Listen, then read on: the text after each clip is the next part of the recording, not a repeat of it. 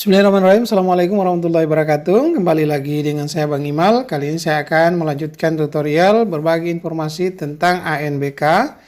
ANBK yang sudah kita laksanakan pada tahun 2021 ternyata harus ada langkah-langkah lagi yang harus kita lakukan untuk kelengkapan pelaksanaan ANBK 2021 itu ya. Kita langsung saja buka web ANBK kita, anbk.kemdikbud.go.id. Silakan login, user dan password dan kode keamanannya dimasukkan, dan tampilannya mungkin kurang lebih seperti ini ya. Ada pengumuman terkait dengan mekanisme upload konfirmasi peserta didik ya. Tunggu dulu ya, bahwa ini tidak berlaku untuk semua sekolah terkait dengan upload konfirmasi peserta didik. Ini hanya berlaku bagi satuan pendidikan yang mengalami perbedaan data jawaban siswa pada konfirmasi peserta didik ya. Jadi untuk langkah-langkah untuk mengupload peserta didik ini yang pertama adalah klik tombol pembaruan pada pop-up yang tampil di halaman CBTC. Ini pada dasarnya menggunakan VHD yang digunakan pada saat mekanisme pelaksanaan Asesmen Nasional 2021. Ini bisa jadi bermasalah juga bagi sekolah-sekolah yang sebelumnya adalah sekolah mandiri, kemudian ada sekolah yang menumpang, dan biasanya VHD yang ada itu dihapus ya. Kemudian diganti dengan VHD fresh karena pada dasarnya sudah tidak ada pertimbangan bahwa nanti akan bermasalah seperti ini ya. Lalu masalah yang dimaksud adalah seperti apa? Ini saya tunjukkan ya. Bagi sekolah-sekolah yang akan melakukan mengupload data peserta didik atau menggunakan VHD terakhir yang digunakan pada VHD pelaksanaan ANBK itu adalah untuk ke sekolah-sekolah yang data peserta didiknya di saat di sini ya, untuk jumlah respons jawaban literasi dan numerasinya ini berbeda dengan data yang sesungguhnya pada pelaksanaan itu. Ini kan jumlah respons ini adalah untuk literasi dan numerasi ini adalah jumlah siswa yang hadir atau jumlah siswa yang kita upload pada pelaksanaan ANBK. Itu jawabannya itu diupload berapa orang yang mengerjakan ya.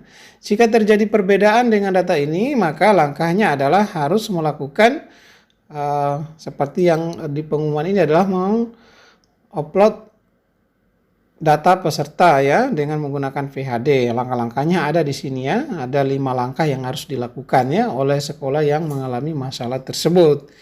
Sebagai tambahan mungkin di sini berkaitan dengan konfirmasi peserta didik, silakan lakukan konfirmasi terhadap peserta didiknya ini. Apakah mau dikonfirmasi terkait dengan perbedaan itu atau jumlah yang ada ini selisihnya itu apakah tidak hadir atau hadir ya. Ini sudah pernah saya buat video sebelumnya. Atau di sini ada pilihan juga, kita tunjukkan saja ya. Belum upload ya di sini kalau seandainya terdapat perbedaan atau mungkin kosong sama sekali. Kemudian ada tidak hadir, tidak melaksanakan, dan tidak ada siswa ya untuk pilihan ini. Kemudian untuk konfirmasi kepala sekolah dan pendidik, ini ada data kepala sekolah dan pendidik. Kita bisa perhatikan di sini, ini sebelumnya mengandung data dari sekolah lain bercampur-campur, sekarang sudah agak lebih teratur ya. Di sini sudah hanya memunculkan sekolah kita saja. Di sini ada konfirmasi juga terkait dengan data dari guru yang perlu melakukan pengisian survei susulan ya. Ini survei susulan ini mulai dilaksanakan pada hari ini sampai tanggal 18 Februari 2022. Ini saya mengkonfirmasi salah satu ya. Ini pensiun tidak aktif. Sebenarnya mereka ini ada yang pensiun, ada yang tidak aktif ya. Jadi yang saya konfirmasi ini yang tidak aktif saja ya, karena salah satu guru kami itu sakit ya, sakit sudah lama sekali dan sudah tidak melaksanakan tugas ya. Konfirmasi berikutnya adalah ada non pendidik dan ada satunya adalah meninggal ya. Jadi itu yang perlu dikonfirmasi. Yang lain tidak perlu dikonfirmasi lagi jika akan mengikuti survei susulan ya. Kalau yang tidak perlu melaksanakan pengisian survei susulan ya tidak perlu dikonfirmasi lagi ya, karena pada dasarnya ini sudah mengisi atau sudah terisi persentase pertanyaan yang sudah dijawab, itu di atas 80% ya yang dijawab, dan ini sudah pada keterangan tidak perlu melakukan pengisian survei susulan.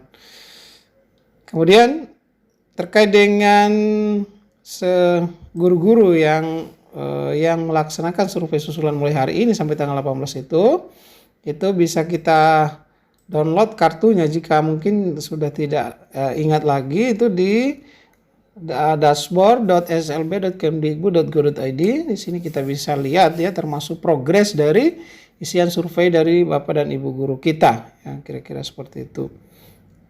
Ini kita bisa lihat di sini sekolah kami tinggal 1 orang yang belum, kemudian 2 orang yang masih dalam progres ya, yang melakukan pengisian. Kira-kira seperti itu. Kemudian untuk link untuk mengisi survei lingkungan belajar itu masih sama dengan sebelumnya, itu survei lingkungan belajar .kemdikbud.go.id. Ini ya, kita bisa lihat di sini. Silakan masukkan NPSN, token NIK ya sesuai dengan Dapodik atau EMIS.